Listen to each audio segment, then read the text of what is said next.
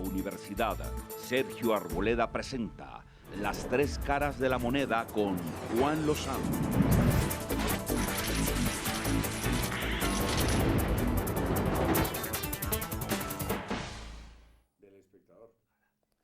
Muy buenas noches, bienvenidos a Las Tres Caras de la Moneda.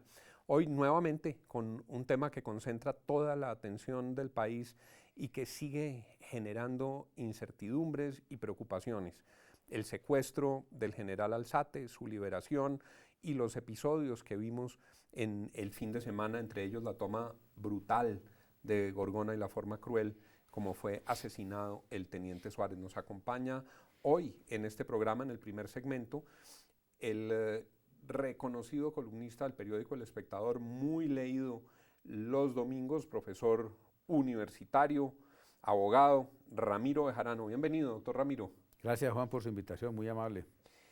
En su columna del domingo, usted hacía una referencia a las preocupaciones que le generaba que después de que se conoce el secuestro del general Alzate, el alto gobierno delibera con presencia de la cúpula militar y en ausencia de los civiles y del Consejo de Ministros. Sí, yo tengo una preocupación allí. Me parece que el presidente debe entender que el tema de la paz y todo lo que tenga que ver con el tema de la paz no es un tema exclusivo de los militares. Por supuesto que tiene que hablarlo con los militares, ni más faltaba que no. Pero lo que no puede quedar la sensación es de que los temas centrales y gordos de eso, como fue el de tomar la decisión de si suspendían o no los diálogos, tienen que tener un ingrediente de la presencia política, de la presencia de los civiles. Porque fíjese que ese día las imágenes de televisión que vimos, o lo que vimos primero fue un Twitter del presidente preguntándole al ministro y al comandante general de las Fuerzas Armadas que por qué estaba allá el general Alzate. En tono de vaciada, pegándoles una vaciada. Una pregunta del presidente sobre qué estaba haciendo un general en un determinado sitio, por supuesto que no es un piropo, es una cosa que sacude. ¿Y luego qué vimos? Luego vimos que el ministro de Defensa dio una rueda de prensa en la que hizo menciones, por ejemplo, a que estaba mal que la información se manejara por fuera de las personas que tenían que tener el control de esa función, obviamente para referirse al expresidente Uribe. Y luego el presidente dio una alocución rodeado de toda la cúpula militar en la que anunció la suspensión de los diálogos. Yo digo, esa decisión yo hubiera querido que se hubiera tomado con el respaldo del Consejo de Ministros, con el respaldo de los miembros negociadores de La Habana. ¿Usted cree que si hubieran estado Humberto de la Calle, Sergio Jaramillo, Juan Fernando Cristo, la canciller, en esa sesión, de pronto el presidente no toma la decisión de suspender los diálogos? No, yo creo que la decisión habría sido la misma. Lo que tengo es que si el presidente le da un mensaje al país, contando con el respaldo político de todo su gobierno, de los partidos políticos, de los comisionados, el país se habría sentido mucho más tranquilo y más respaldada la decisión presidencial. Porque la sensación que quedó en muchos sectores es que, para decirlo coloquialmente, los militares apretaron a Santos, tanto que desde una orilla tan distinta a la suya como la de Salud Hernández, ella también dice que lo que pasó fue que los militares, irritados con ese trino del presidente y con lo que venía sucediendo, le pusieron los puntos sobre las íes. ¿Cómo debe seguir esto, doctor Bejarano? No, yo creo que el presidente tiene que aprender de esta crisis esa lección fundamental. El proceso de paz y las crisis que se presenten, como seguramente se van a presentar más, tienen que tener un ingrediente de participación del estamento civil y político, porque no se puede seguir manejando esto como si fuera un tema de una guarnición militar.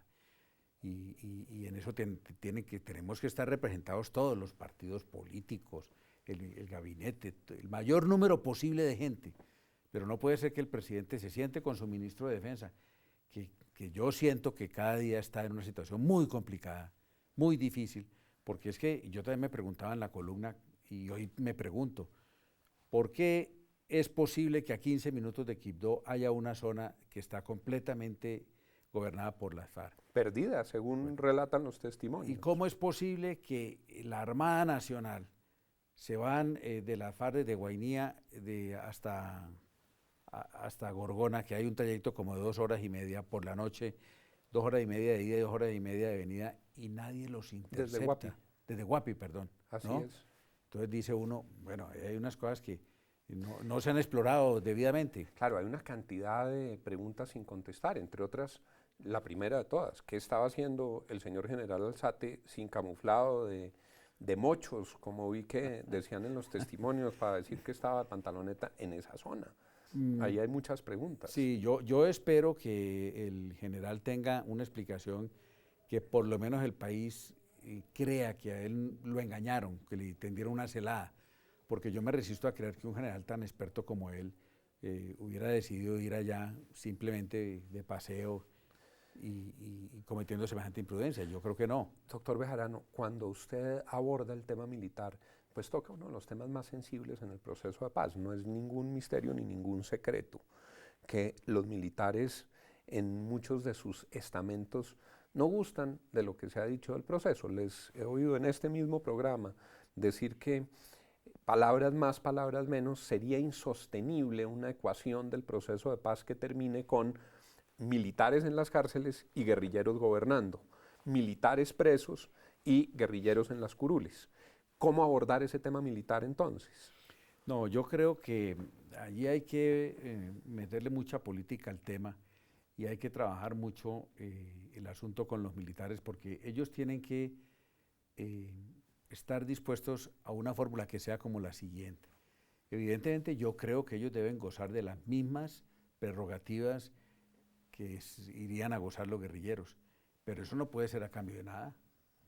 Y yo creo que ellos tienen que dar una información y tienen que ofrecerle al país excusas en algunos aspectos donde sea eso necesario y la garantía de no repetición, porque de lo contrario, eso sí sería una impunidad gigantesca. Pero ¿usted estaría de acuerdo en diseñar fórmulas de justicia transicional especiales para los militares? Sí, claro.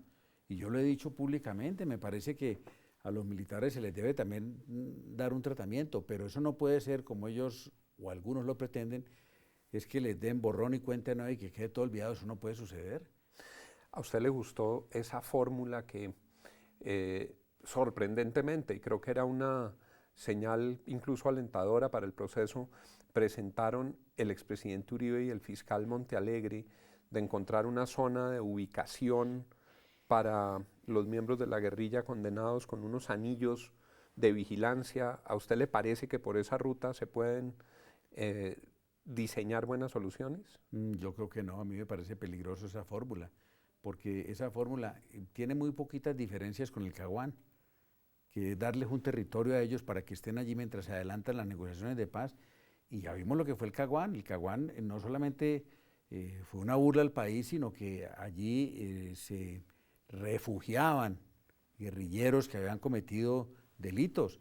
Esa fórmula ya está ensayada y no está aprobada. Claro que por lo que entendí, sería pues no una cosa de 40.000 kilómetros, no una zona de entrada y salida libre, es más, digamos, con el carácter de granja penitenciaria, penitenciaria rural, pero...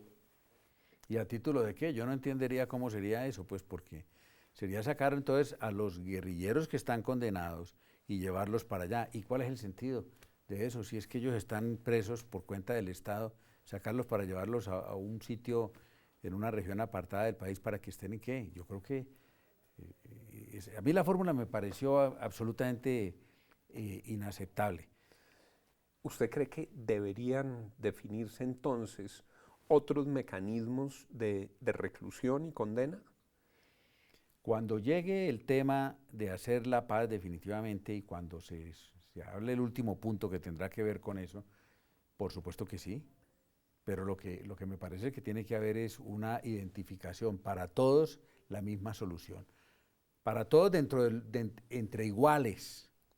Quiere decir, por ejemplo, para los cabecillas de las FARC y para generales que eventualmente estén comprometidos en violación a los derechos humanos, una solución tiene que ser igual. Para los de otro rango, entre iguales, tiene que haber, yo creo, un tratamiento también igual. Ramiro Bejarano, hoy con nosotros, columnista del diario El Espectador y además con una pluma que arma unos debates monumentales. Le pregunto en los segundos que nos quedan, ¿cómo va en su batalla campal con los ambientalistas extremos que usted llamó? Voy a escribir más columnas sobre eso y usted tiene razón, esa es una batalla peligrosísima. Por eso Semana recordó una frase que es muy común, diciendo que es más fácil discutir con un terrorista que con un ambientalista, porque el terrorista por lo menos dialoga. En nuestro segundo segmento estará con nosotros la senadora Paloma Valencia, pero queda comprometido un segundo programa con Ramiro Bejarano para hablar de temas ambientales y de esas controversias sobre el ambientalismo extremo. Muchas gracias, doctor Bejarano, por habernos acompañado. Gracias, Juan, a usted. Aquí lo esperamos entonces para hablar de temas ambientales, de Buga, del Milagroso y de política, que mucho sabe usted de eso. Sí, tal vez lo del Milagroso me queda un poquito difícil. Para eso es bueno el doctor Angelino Garzón. ¿Cómo ve Angelino? Lo veo, francamente, como dicen en Buga, papel quemado. ¿De verdad? ¿No Sí. lo ve vigoroso emprendiendo campañas? Es posible que él tenga muchas ganas, pero posibilidades yo lo veo cada día más reducido. Estará con nosotros también en esta semana Angelino Garzón para que nos cuente qué está pensando y en qué anda. Ramiro Bejarano, muchas gracias por haber estado con nosotros. Sigan en las tres caras de la moneda. Volvemos con ustedes después de este corte de comerciales que será muy breve.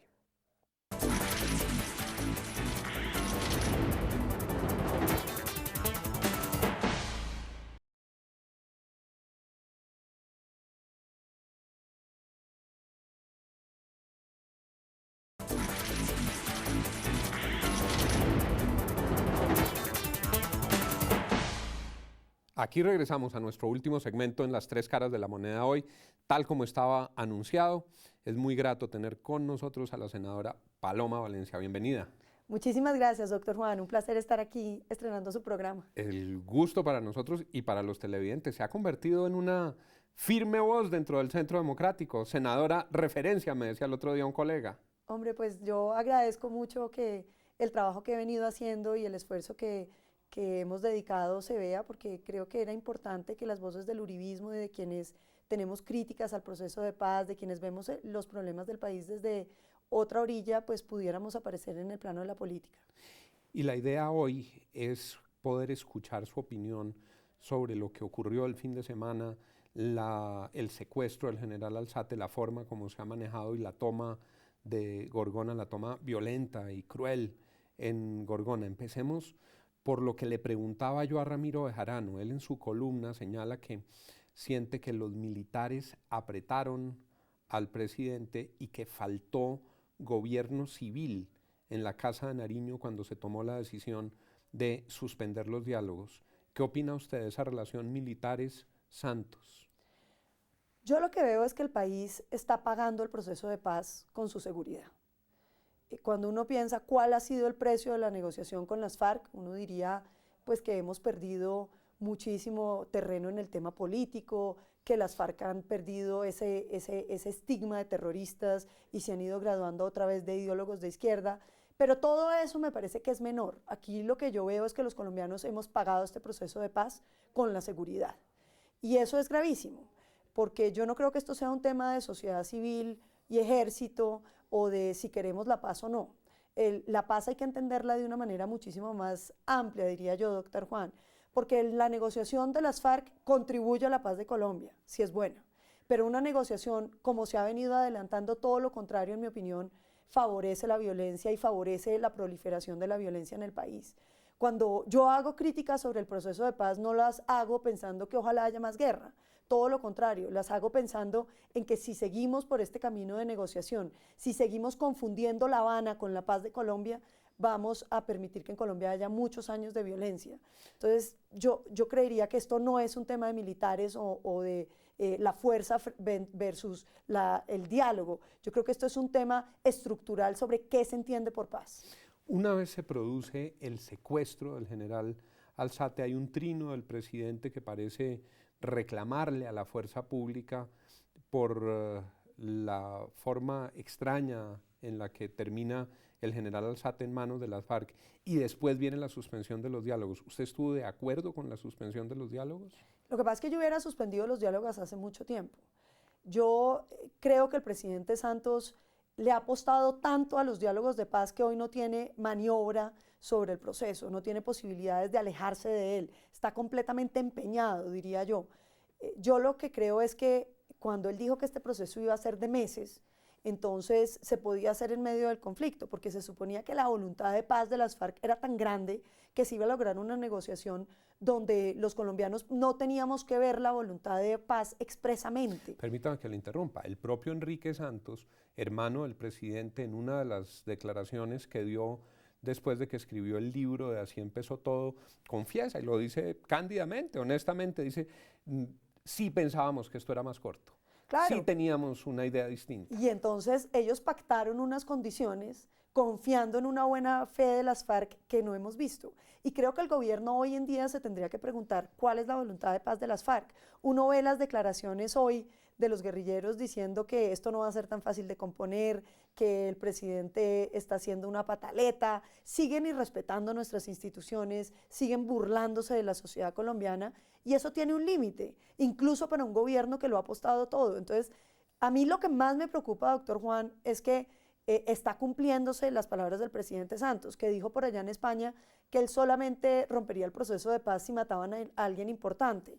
Una cosa muy antipática, diciendo que hay víctimas de primera y de segunda. Y además inaceptable, claro, que el presidente y terminamos haga esa en que eso es distinción. cierto. Cuando le secuestran a un general, sí suspende el proceso. Cuando habían secuestrado a los otros soldados o los 59 ciudadanos. Bueno, y habían cercado de minas la escuelita de Insá, y habían matado a los dos rematado indígenas. los policías con tiros de gracia, y habían disparado contra una ambulancia.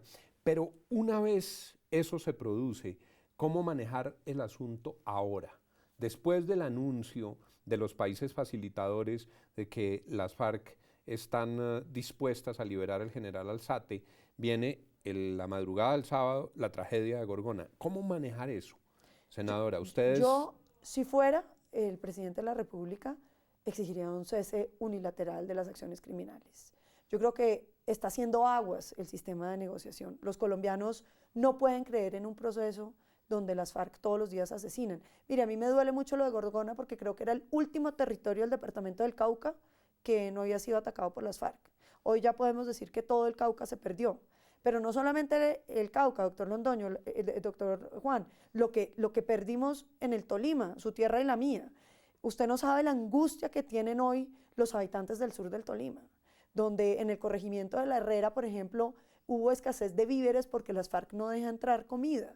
Y dígame lo de Cajamarca, que es una cosa dramática donde las FARC declaró objetivo militar a todos los concejales y están presionando en contra de la minería porque ellos quieren ser los dueños del negocio de la minería ilegal. En el Centro de Seguridad y Democracia de la Sergio hicimos una revisión de reacciones después del secuestro del general Alzate, y es bastante evidente que la gran mayoría de las reacciones se produjeron para decirle a Santos: no termine el proceso, presidente, sino corrija el proceso, presidente, métale correctivos, termine rápido, aprovechen para desescalar el conflicto. En la serie Colombia, que se viene desarrollando hace varios años, también ese era el sentido. Busquen cómo esto es una oportunidad para que el proceso no siga eterna e indefinidamente y para que no se toleren todos estos abusos. ¿Qué opina usted de esa coyuntura para introducirle ajustes al proceso? Claro, yo lo hubiera aprovechado con la reacción negativa del país frente a lo que ha venido sucediendo para decirle a las FARC, bueno, llega el momento donde ustedes tienen que mostrar voluntad de paz, y esto es con un cese unilateral de todas las actividades criminales y con la liberación de todos los secuestrados. Pero el problema, me parece a mí, doctor Juan, es que este gobierno no se toma muy en serio a las FARC. Me parece que hay una excesiva confianza en ellos mismos y una especie como de soberbia frente a lo que ellos pueden hacer y que no han podido hacer los gobiernos anteriores. Y yo creo que ese desconocimiento de lo que han hecho las FARC tradicionalmente en todas las negociaciones que hemos tenido, el desprecio que han tenido por la sociedad colombiana, la manera como han abusado de la buena voluntad, debería darle al gobierno algunas lecciones de cautela, que pareciera que estuvieran negociando por primera vez. A mí me impresiona, por ejemplo, que uno no entienda que después del Caguán, que para mí fue el gesto de más generosidad que haya tenido, yo creo que el mundo frente a un grupo narcoterrorista, que les dimos espacio, que se abrió todo y las FARC le dieron fue una bofetada al país. Uno tiene que negociar entendiendo que ya se hizo y que hay una historia que uno no puede desconocer y que esta no es ni la primera negociación que se hace con las FARC y lo que es peor, doctor Juan, no es ni siquiera la cuota inicial de las negociaciones. 10 negociaciones llevamos. No puede desconocer ni repetir. Bueno, Mauricio Vargas en su columna del domingo y Álvaro Leiva aquí en este mismo escenario, en esa misma silla, dijo, es que vamos en 32 años de negociaciones con las FARC. No es cierto que la negociación con las FARC lleven solamente estos 2 años. No es cierto. Hay un largo itinerario de intentos desde el Estado colombiano con generosidad para negociar con las FARC. Pero con una generosidad, me parece a mí que se ha mostrado la buena voluntad. Eso es como cuando usted trata de negociar y la gente simplemente no entiende. Yo creo que las FARC tienen una posición muy soberbia donde ellos creen genuinamente que ellos están en capacidad de derrotar al Estado. Senadora, le preguntaba ahora al doctor Bejarano por su apreciación sobre la reunión del presidente Uribe, hoy senador y cabeza de la bancada, con el fiscal Montealegre la semana pasada. Hubo distintas interpretaciones. Usted que está adentro, en la entraña del Centro Democrático, ¿cómo se produjo esa reunión y cómo se debe interpretar esa reunión? No, esa reunión es digamos, un gesto habitual de la bancada que se ha venido reuniendo con todos los funcionarios públicos, todos los sectores económicos y gremiales que han pedido reunirse con la bancada, como nos hemos visto con los sindicatos, con las asociaciones agrícolas, con los distintos sectores. El fiscal general invitó para hablar de la agenda, digamos, del Congreso a la bancada y muchos congresistas del Centro Democrático, entre esos el presidente Uribe, se hicieron presentes y se discutió como se ha discutido con el procurador o, como le decía, con muchos sectores de la política y de la sociedad colombiana, cuáles son nuestras posiciones sobre los temas y cómo los vemos. Me parece que muy de mala fe algunos medios salieron a anunciar que esto era el paso del uribismo hacia el proceso de La Habana cuando no existe tal. Nosotros hemos mantenido unas críticas precisamente pensando en la paz de Colombia, que no es la negociación de La Habana, porque si la negociación de La Habana fuera la paz, doctor Juan, pues todos tendríamos que estar allá de cabeza firmando. El problema es que estamos rompiendo las instituciones, el problema es que estamos debilitando el sentido del Estado de Derecho. Yo veía en estos días a Romaña, que es el peor secuestrador del mundo, llegando a La Habana, tomando ron y fumando habanos, y pensaba, un muchachito de esos de las Bacrim, de 15 o 16 años, ve este secuestrador allá y le da un mal ejemplo porque cree que él puede ser como él. 20 años de cometer crímenes y después negocia y se vuelve un ciudadano bueno. Y eso puede ser el principio de mucha más violencia para nuestra Colombia. Lo que quedó claro también con estos episodios es que el umbral de tolerancia de los colombianos con las FARC otra vez está llegando a un extremo. Aún las personas que más fervorosamente han defendido el proceso de paz y apoyado al presidente Santos dicen, aquí hay unos abusos, aquí hay una reiteración de terrorismo y hay que plantar en el empeño de que negociar en medio del conflicto no sea sinónimo de dar un salvoconducto para que cometan nuevos crímenes de lesa humanidad. Es que, doctor Juana, a uno le impresiona que esta negociación se ha hecho con unos acontecimientos que son verdaderamente dramáticos, porque usted está viendo lo que está pasando ahora en los municipios de Colombia, pero conviene recordar que hace un año, doctor Juan, o menos, se hablaba el ministro de la Defensa de un atentado contra el presidente Uribe con explosivos donde iban a matar a todo el Centro Democrático. Y eso se dejó pasar, eso se dejó pasar. Hubiera podido pasar y yo no estaría aquí, doctor Juan, ni el presidente Uribe. Pero también fue el atentado al doctor Londoño con una bomba Lapa, y eso también se dejó pasar. Y han venido sucediendo una serie de cosas en el país que a uno le impresiona que el país se vuelva tan indolente con la violencia. Y entonces la respuesta a eso es decir, es que es precisamente lo que queremos acabar. Pero entonces uno se pregunta, ¿y entonces para qué es la ley? Si simplemente lo que estamos diciendo es que el Estado colombiano es incapaz de aplicar la ley, que si usted es suficientemente malo, pues con usted no hay que aplicarle la ley. Yo no sé eso en el largo plazo de nuestra Colombia qué vaya a significar. Para mí es el inicio de muchas más violencias y la legitimación del camino del crimen. No, y claramente, si no se entiende que el diálogo no puede prestarse para que se multipliquen las violencias, pues lo que vamos a tener es un camino muy tortuoso. Aquí dolorosamente el tiempo vuela y por eso me toca en este punto decirle a la senadora Paloma Valencia, muchas gracias por habernos acompañado en esta noche en Las Tres Caras de la Moneda y esperamos tenerla nuevamente aquí para seguir discutiendo los temas que más interesan a los colombianos. Muchas gracias, senadora. Muchísimas gracias, doctor Juan, y un saludo a todos los televidentes. Y a ustedes les digo que mañana nos encontramos a las 10 de la noche aquí en Cable Noticias en una nueva edición de Las Tres Caras de la Moneda. Que tengan una feliz noche. La Universidad Sergio Arboleda presentó Las Tres Caras de la Moneda con Juan Lozano.